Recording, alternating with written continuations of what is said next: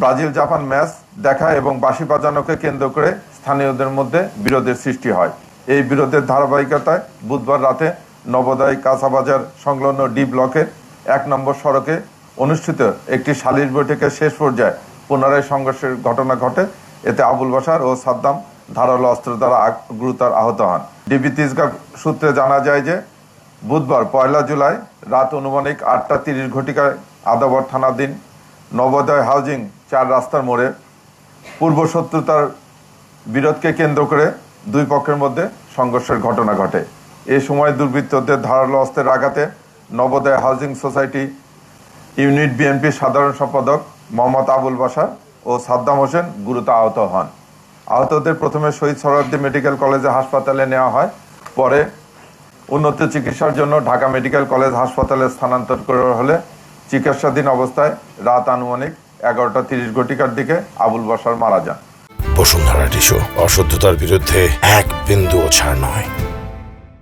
আহত সাদ্দাম হোসেন বর্তমানে চিকিৎসাধীন রয়েছেন। প্রিয় সাংবাদিকবৃন্দ, ডিবি তেজগাঁও বিভাগ সূত্রে আরও জানা যায় যে ঘটনার পর সিসিটিভি ফুটেজ বিশ্লেষণ, গোয়েন্দা তথ্য ও প্রযুক্তির সহায়তায় ডিবি তেজগাঁও বিভাগ আসামিদের অবস্থান শনাক্ত করে। পরবর্তীতে বৃহস্পতিবার ২রা জুলাই রাত অনুমানিক ৯টা ২০ ঘটিকার সময় ময়মনসিংহ জেলার ঈশ্বরগঞ্জ থানাধীন সাহেবনগর এলাকায় অভিযান পরিচালনা করে তাদেরকে গ্রেপ্তার করা হয়। প্রাথমিক জিজ্ঞাসাবাদে জানা যায় যে সোমবার ২৯শে জুন রাতে বিশ্বকাপ উপলক্ষে ব্রাজিল জাপান ম্যাচ দেখা এবং বাঁশি বাজানোকে কেন্দ্র করে স্থানীয়দের মধ্যে বিরোধের সৃষ্টি হয়। এই বিরোধের ধারাবাহিকতায় বুধবার রাতে নবোদয় কাঁচাবাজার সংলগ্ন ডি ব্লকের ১ নম্বর সড়কে অনুষ্ঠিত একটি সালিশ বৈঠকের শেষ পর্যায়ে পুনরায় সংঘর্ষের ঘটনা ঘটে।